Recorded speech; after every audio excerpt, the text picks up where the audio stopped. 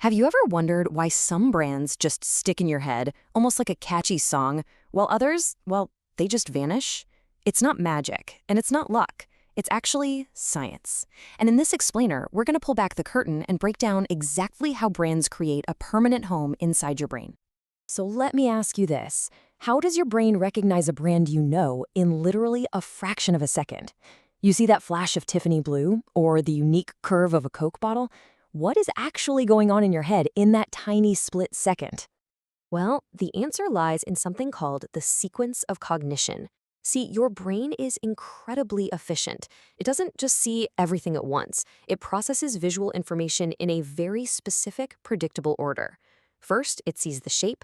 Second, it processes the color. And only then, last of all, does it actually get around to reading the words, or the form. This sequence, this is the secret key. So let's start with that very first and most powerful step, symbols.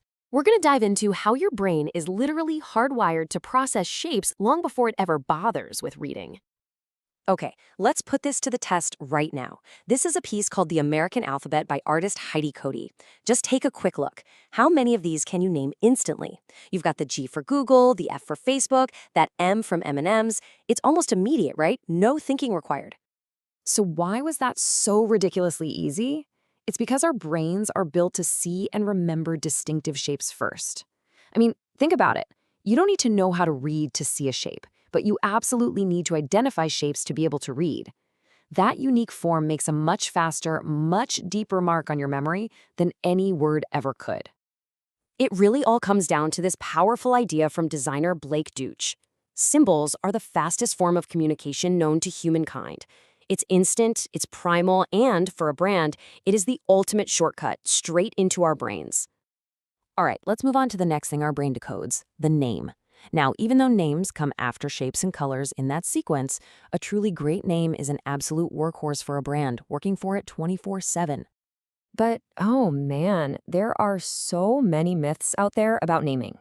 People think it's easy or that you'll just have this aha moment and know it when you hear it. The reality?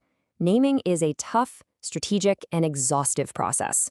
A good name isn't just a happy accident, it's a strategy that has to be tested, proven, and protected.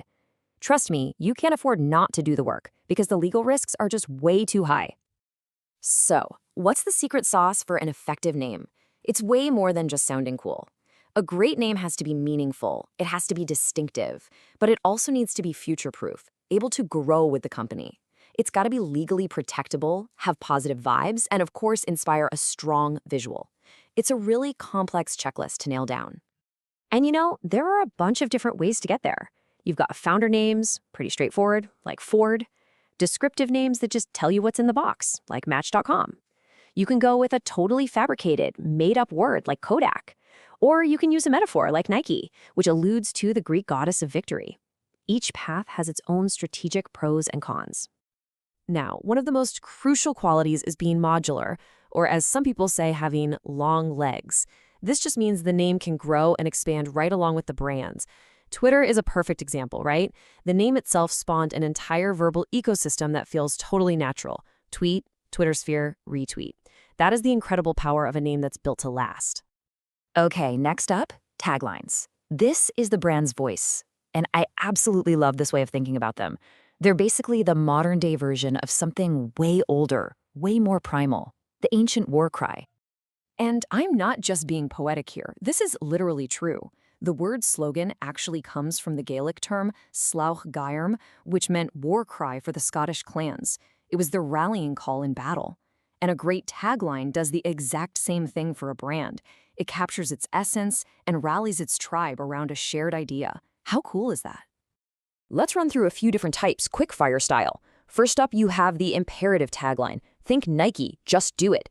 It's a command, a direct call to action, and it's absolutely unforgettable. Then there's the descriptive tagline. Targets, expect more, pay less. This is all about the brand's promise. It clearly and simply tells you the exact value you're going to get. No mystery here. Next, we have the superlative. BMW's the ultimate driving machine. This isn't just describing something, it's a bold, confident claim to be the absolute best in its class. It's all about aspiration. And finally, the provocative tagline. Come on, got milk is a classic. It's a simple question that makes you stop and think. It's clever, it's memorable, and it became a massive cultural phenomenon. So we've got our powerful symbols, our strategic names, and our memorable taglines. But how do you make them all work together to sing in harmony? Well, that brings us to our final piece of the puzzle, the big idea. This is the central force that aligns everything a brand says and does.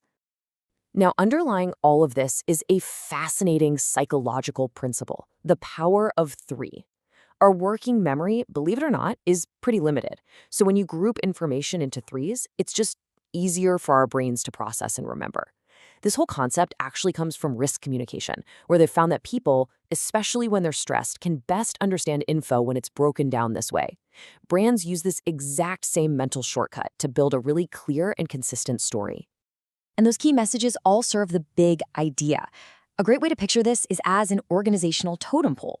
It's that one simple core concept that sits at the very top and guides every single decision the company makes, from its marketing to its product design to how it talks to its own employees.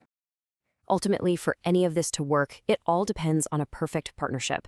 The designer Von R. Glitschka put it beautifully. Marketing without design is lifeless. Design without marketing is mute. Your strategy and your creativity have to work hand in hand to bring that big idea to life in a way that people actually connect with. And this all leads to one final thought. Every brand out there, whether it's a giant corporation or just your own personal brand online, is constantly communicating. It has a voice. So the question I want to leave you with is this: what is your brand saying?